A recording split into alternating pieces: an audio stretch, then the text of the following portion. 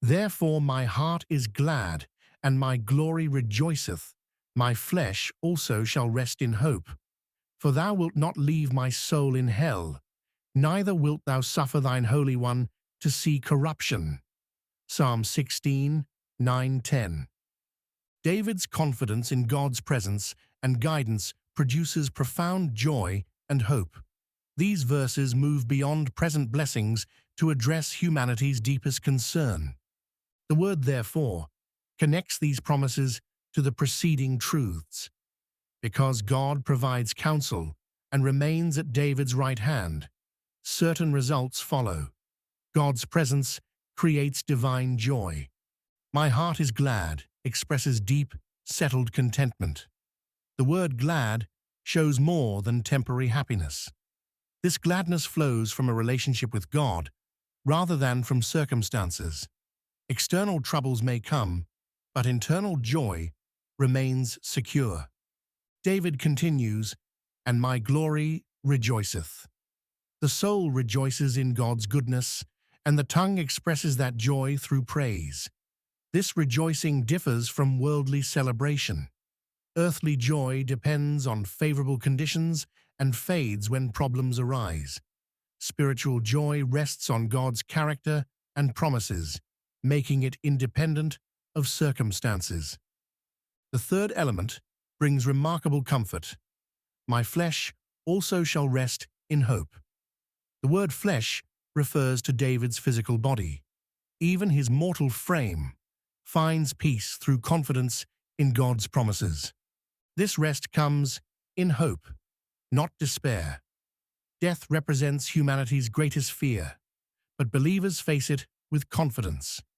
The hope rests not in human achievement or medical advancement, but in God's power over death itself.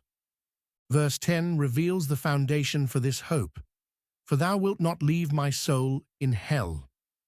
The word hell translates the Hebrew word Sheol, referring to the place of the dead rather than eternal punishment. God will not abandon David's soul to remain in death's domain. The second promise goes further. Neither wilt thou suffer thine Holy One to see corruption. The phrase Holy One refers to one set apart for God's purposes. David speaks about one who will not experience decay after death. This verse finds its ultimate fulfillment in Jesus Christ.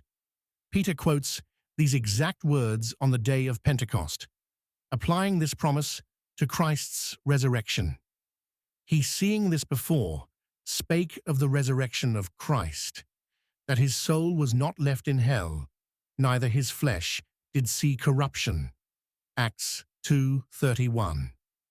Paul uses the same passage in his sermon at Antioch, but he, whom God raised again, saw no corruption. Acts 13:37.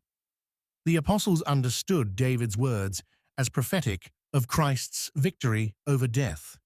David experienced death and burial, but his words point beyond his own experience to the coming Messiah. The Holy One who would not see corruption refers to Jesus Christ. This prophetic element doesn't diminish the Psalm's personal application to David. He expresses genuine confidence in God's power over death. The New Testament reveals all believers share in Christ's victory over death. But now is Christ risen from the dead and become the firstfruits of them that slept. 1 Corinthians 15:20.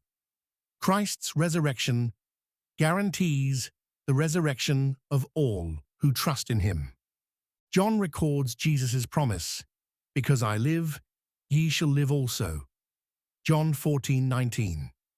The same power that raised Christ from the dead will raise believers on the last day. This hope transforms how believers view death.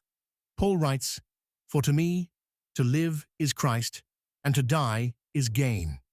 Philippians 1:21. Rather than an ending, death marks the transition into heaven for the believer. Contemporary believers can embrace the same confidence David expressed. Physical death remains a reality, but it no longer represents ultimate defeat.